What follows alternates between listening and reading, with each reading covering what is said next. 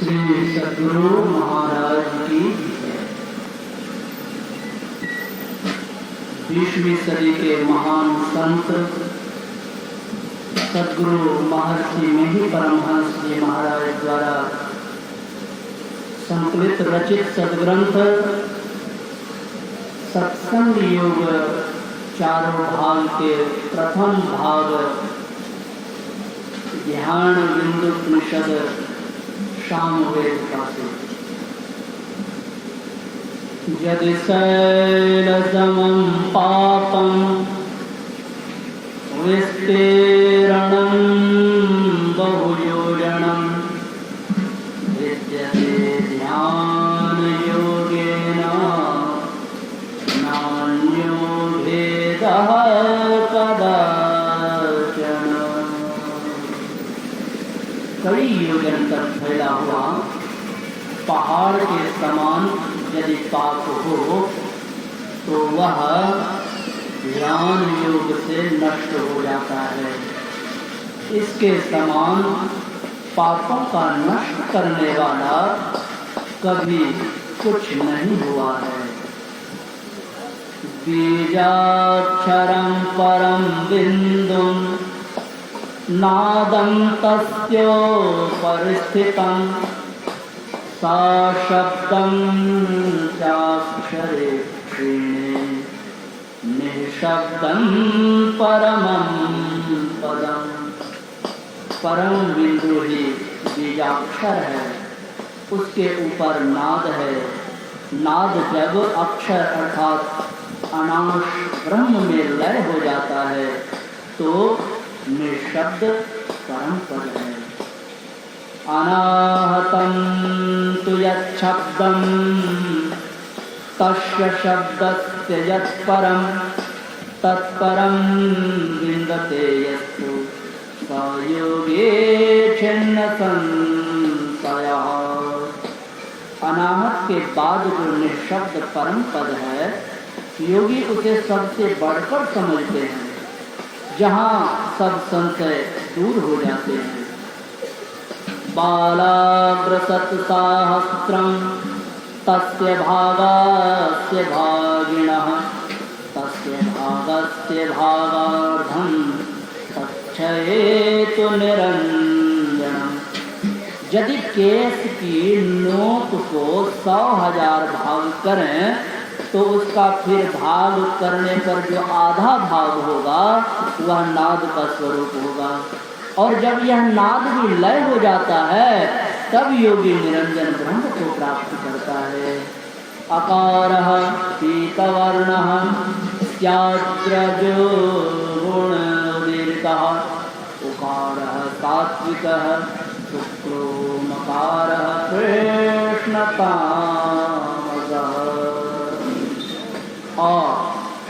अकार रजोगुण पीतवर्ण, उकार सत्वगुण शुक्लवर्ण, मकार तमोगुण कृष्णवर्ण। तैलधारामिवाच्छिन्नं दीर्घघण्टा निनादवत् बिन्दुनादकलातीतं यस्तं वेद स वेदवित्। अटूट तेल धारा तथा घंटे के दीर्घ नादवत विंदु नाद कला तथा कला के परे जो जानता है वह वेदज्ञ है। स्वात्मानं पुरुषं पस्तेन मनस्तत्र लयं गतं रत्नानि ज्योतिष्णानादं तु बिन्दुमाहेश्वरं पदम्। य एवं वेद पुरुषः स कैवल्यं समश्नुत इत्योपनिषत्। मनुष्यों को अपनी आत्मा की ओर देखना चाहिए, जहाँ जाकर मन लय हो जाता है। जो रत्नों को, चंद्र ज्योति को, नाद को, बिंदु को और परमेश्वर के परम पद को जानता है वह कैवल्य पद पाता है। यही उपनिषद है। सत्संग योग भाग द्वितीय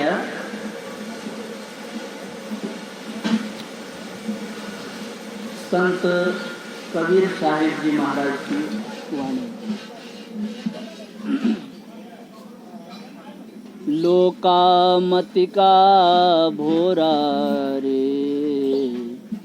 लोकामतिका भोरा रे, जो काशी तन तजे कबीरा, राम ही कौन निहोरा रे। तब हम ऐसे अब हम ऐसे, यही जन्म काला, जो जल में जल पैस न निकसे, यो ढूढ़ी मिला जुला। राम भगत में जाको हित चित, वाको अचरज का, गुरु प्रसाद साधु की संगत, जग जीते जात जुला। कबीर सुनो हो संतो, भरम पड़ो जन कोय, जस काशी तस मगहा ऊपर, हृदय राम जो होय। जस काशी तस मगहा ऊपर, हृदय राम जो होय। सत्संग योग भाग तृतीय। मोहन करमचंद्र महात्मा गांधी जी की वाणी वचन।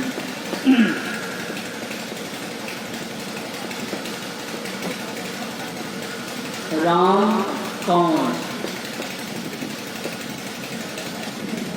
आप कहा करते हैं कि प्रार्थना में प्रयुक्त राम का आशय दशरथ के पुत्र राम से नहीं, आपका आशय जगन नियंता से होता है। अपने भलीभांति हमने भलीभांति देखा है कि राम धुन में राजा राम सीताराम का कीर्तन होता है। यह राम कौन है? क्या यह दशरथ के सुपुत्र राम नहीं? तुलसीदास जी ने तो इसका उत्तर दिया ही है, तो भी मुझे कहना चाहिए कि मेरी राय में कैसी बनी है। हिंदू धर्म में ईश्वर के अनेक नाम हैं। सैकड़ों लोग राम कृष्ण को ऐतिहासिक व्यक्ति मानते हैं और मानते हैं कि जो राम दशरथ के पुत्र माने जाते हैं वही ईश्वर के रूप में पृथ्वी पर आए, और यह कि उनकी पूजा से आदमी मुक्ति पाता है, ऐसा ही कृष्ण के लिए है। इतिहास, कल्पना और शुद्ध सत्य आपस में इतने ओतप्रोत हैं कि उन्हें अलग करना करीब करीब असंभव है। मैंने अपने लिए सब संज्ञाएं रखी हैं और उन सब में मैं निराकार सर्वस्व राम को ही देखता हूँ।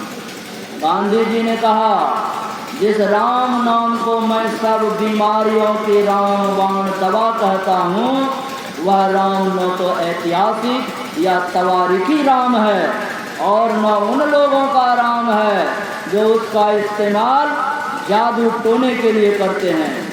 सब रोगों की रामबाण दवा के रूप में मैं जिस राम का नाम सुझाता हूँ वह तो खुद ईश्वर ही है।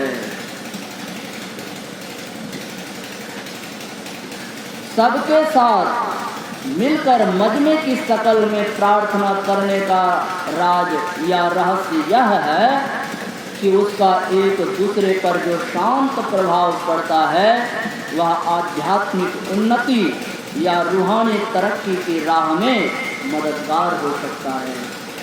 सत्संग योग भाग चतुर्थ, 20वीं सदी के महान संत सद्गुरु महर्षि नेमि परमहंस जी महाराज की वाणी।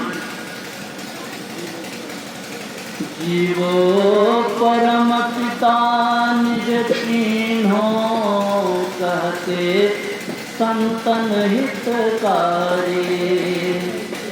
जीवो परम पिता निज कीन्हो, कहते संतन हितकारी।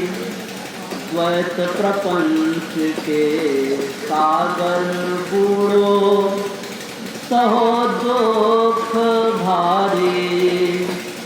तन मन इंद्रिय संग जाना, तन मन इंद्रिय संग जाना, होती पारी।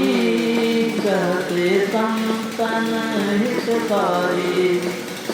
जीवो परम पिता निज चिन्हो, कहते संतन हितकारी। गुरुगम से मन में बैठ के अंतर पथ धारी। ब्रह्म ज्योति ब्रह्म नाद धार धरी, ब्रह्म ज्योति ब्रह्मनाद धार धरी। वो सबसे न्यारी, कहते संतन हितकारी। जीवो परम पिता निज चिन्हो, कहते संतन हितकारी। द्वैत पार तन मन बुद्धि पारा, ज्ञान होय सारे। द्वैत पार तन मन बुद्धि पारा, ज्ञान होय सारे।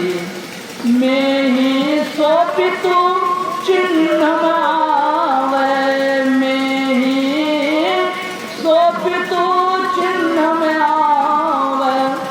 दुख टर भारी, कहते संतन हितकारी। जीवो परम पिता निज चिन्हो, कहते संतन हितकारी। बोलिए प्रेम से श्री सद्गुरु महाराज की जय। मैं युवा सन्यासी पंकज बाबा से निवेदन करता हूँ कि वे ध्यान बिंदु उपनिषद से हम लोगों को उपदेश करने की कृपा करेंगे। और सभी श्रोताओं से निवेदन है कि आप लोग शांति बनाकर रखेंगे। कहा गया है कि बालू जैसी किरकिरी, उज्जवल जैसी धूप, ऐसी मीठी कछु नहीं, जैसी मीठी चुप। चुपचाप होकर हम लोग उनके प्रवचन से लाभ लेने की कृपा करेंगे। बोलिए प्रेम से श्री सद्गुरु महाराज की जय।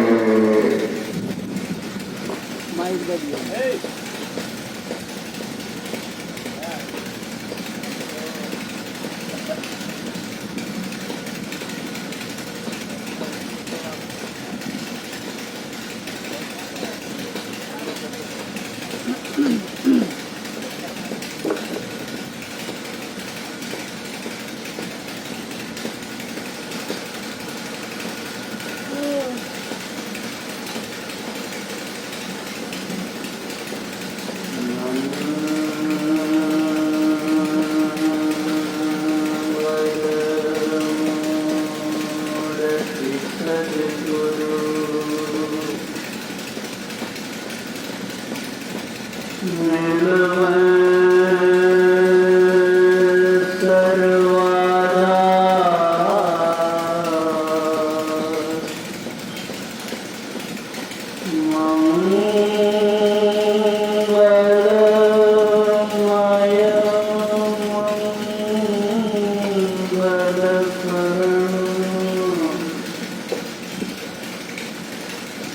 धन्य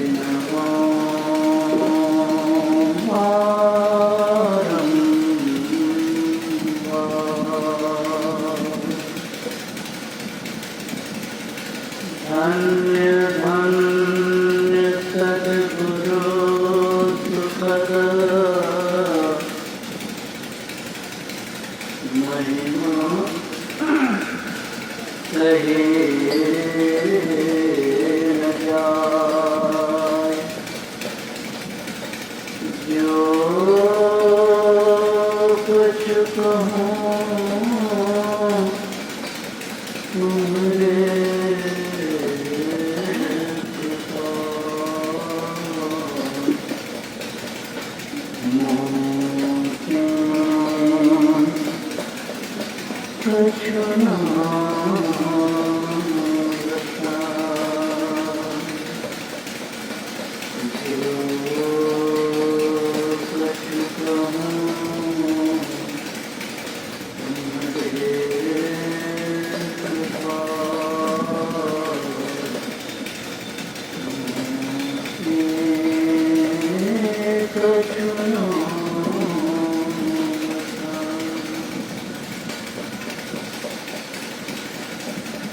अखिलेश्वर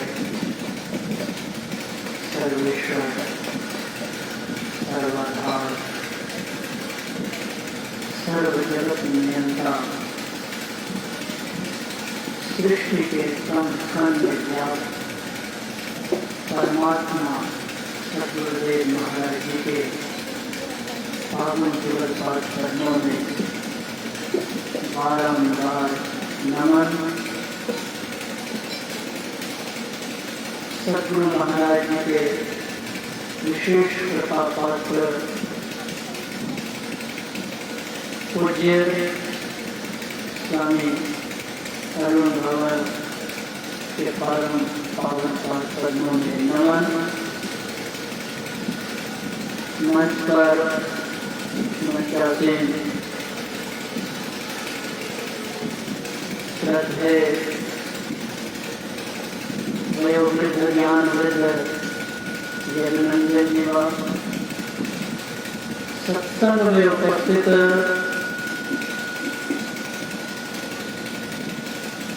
सदात्माओं सज्जन वृंद तथा माताओं एवं भक्तिमती बहनों एवं प्यारे मेरे नन्हे मुन्ने बच्चों, सबों को मेरा प्रणाम।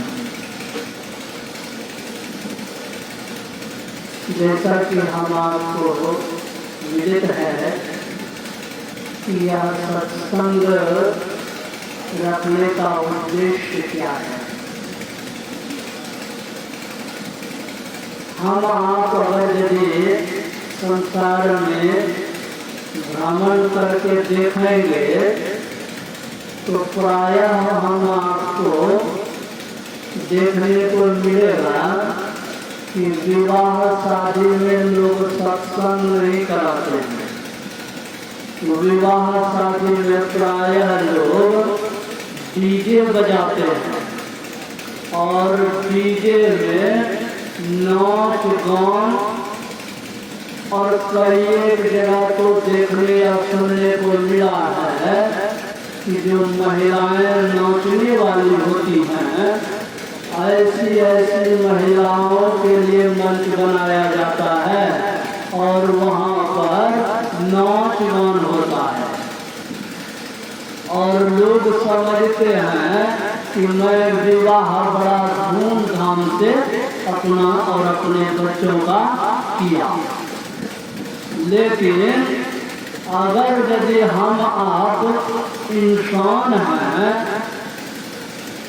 सच्चे इंसान हैं, सज्जन हैं, तो हमारा आपका हृदय यह जरूर कबूल करता है एक बार कि यह समाज के हित के लिए और अपने हित के लिए यह प्रोग्राम नहीं होता है, नहीं होता है। मन चंचल हो जाता है, मन विषयासक्त हो जाता है, मन में बहुत तरह के विकार उत्पन्न हो जाते हैं और लोग भिखारी हो करके दुष्ट कर्म करने के शिकारी हो जाते। लेकिन अहो भाग्य है, बहुत पुण्यों का पुण्य एकत्रित हुआ है विष्णु बाबू के सुपुत्रों पर और विष्णु बाबू के सपरिवार पर। और इतना ही नहीं है, आपके इस गांव समाज पर भी बहुत बड़ी कृपा है परमात्मा की, ईश्वर की, सद्गुरु की, जो कि सत्संग से जुड़े हुए हैं आप लोग। और विवाह का कार्यक्रम होते हुए भी जो वैज्ञानिक नियम है, जो सनातन धर्म का नियम है, उस नियम का अनुसार विवाह का जो विधि विधान होता है वह विधान के अनुसार या सत्संग के द्वारा सत्संग भी हो रहा है। यहाँ पर महापुरुषों का पदार्पण हुआ है और वह ज्ञान कल से ही प्रसारित हो रहा है और कल तक प्रसारित होगा, यानी 3 दिनों का सत्संग रखा गया है। यह अहोभाग्य है इस धरती का और इस परिवार का और इस समाज का भी। अगर इस विधानानुसार हरेक घर में, हरेक गांव में इस प्रकार का अगर यदि आयोजन हो करके सत्संग हो, तो आने वाली जो नई वधू होगी, वरवधू, उस वरवधू को भी सत्संग की बातों को सुनने के लिए मिल जाएगा।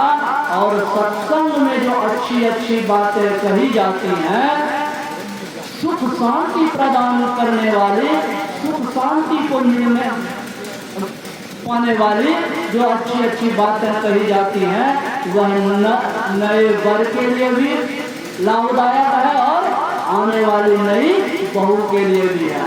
आज प्रत्येक घर में शिकायत मिलता है कि हमारी बहू हमारी सेवा नहीं करती है, बहू सास की सेवा नहीं करती है, सास बहू की बात नहीं मानती है।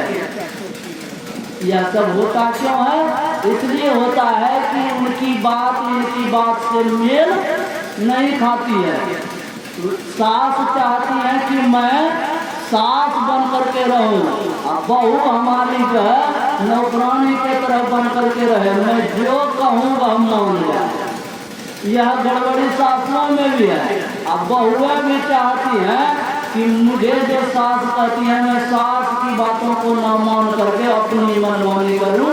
यह भी बहुओं के लिए लाभदायक नहीं है, हानि है। करना क्या होगा? तो समाज में जो हम लोग हैं, तो जितने मुंडी है, ये सिर है, हर एक सिर में कुछ ना कुछ सोच विचार में परिवर्तन होता ही है। सास ससुर बहू बेटा जितना भी है सगे संबंधी कुछ ना कुछ अंतर होता है, लेकिन सद्ज्ञान कहता है, धर्मशास्त्र कहता है कि इस बात को सामंजस्यता प्रदान करना है, मिला जुला करके चलना है। तो मिला जुला के चलने में क्या होगा? कबीर साहब की एक बात मुझे याद आ गई। एक विद्वान थे, वो गए कबीर साहब के दरवाजे पर, और वहाँ पर जब गए तो उन्होंने सुन रखा था कि कबीर साहब का आधा से ज्यादा जीवन व्यतीत हो गया, लेकिन आज तक इनके घर में खटपटी होते मैंने नहीं देखा, लड़ाई झगड़े वाला शोरगुल होते हुए आज तक मैंने नहीं देखा। तो लोगों से क्या पूछेंगे? तो कबीर साहब के घर ही जाकर के वो विद्वान सज्जन पूछते हैं कि हमको ये बताइए कि आपके घर में खटपटी क्यों नहीं होती है, लड़ाई झगड़ा क्यों नहीं होता है? तो कबीर साहब सोचे अगर यदि इसको प्रवचन करके सुनाएंगे तो यह खुद विद्वान है, तो विद्वान आदमी माने किसी की भाषा से समझ उनको नहीं आता है, तो उनको करके दिखला देने में ही फायदा है। तो कबीर साहब ने क्या किया? वो कहती है लोई से कि लोई सुनो, हमारे यहाँ एक गेस्ट आए हैं। गेस्ट का मतलब है अंग्रेजी भाषा है, लेकिन हम लोगों के यहाँ उसको क्या कहते हैं भारतीय भाषा में? अतिथि। एक अतिथि आए हुए हैं, इन अतिथि अतिथियों का भी भोजन बनाना, इनके लिए भी भोजन बनाना। तो लोई चली गई। अब कबीर साहब की बातों को तो लोई अच्छी तरह जानते थे। कबीर लोई क्या करती है कि भोजन को बनाती है, बड़ा देखने में बहुत सुंदर, लेकिन इतना नमक डाल देती है उस सब्जी और दाल में कि खाने पर ही लोगों को पता चल जाएगा। जैसे ही एक निवाला मुंह पर रखेगा तो उसके अंदर नहीं और बाहर ही उल्टी पुल्टी होकर के जाएगा। ऐसा भोजन बना करके लोई थाल में सुंदर से परोस करके लाती है और कबीर साहब के और सामने वे थाल रखती है, निपाई पुताई करके अच्छी तरह से और भोजन करने देती है। कबीर साहब को आराम से उस भोजन को प्रणाम निवेदित करके परमात्मा को और भोजन करना प्रारंभ किए। साथ में अतिथि महोदय को भी बोले कि आप भी भोजन कीजिए। तो कबीर साहब को जब मूड़ी नीचा करके वो भोजन करना प्रारंभ किए तो थाल में एक अन्न का दाना तक भी नहीं छोड़े और सबके सब खा गए। लेकिन जैसे अतिथि महोदय के जिह्वा पर एक निवाला जाता है वैसे ही उनको लगता है कि ये कैसी महिला है कि भोजन बनाना भी नहीं जानती है। भोजन तो देखने में बड़ा सुंदर है लेकिन इसमें नमक इतना डाल दिया है कैसे खाया जाए। लेकिन बगल में वही देखते हैं कि कबीर साहब एक शब्द भी नहीं बोलते हैं और खा लिए। ये भी लगते हैं जोरू के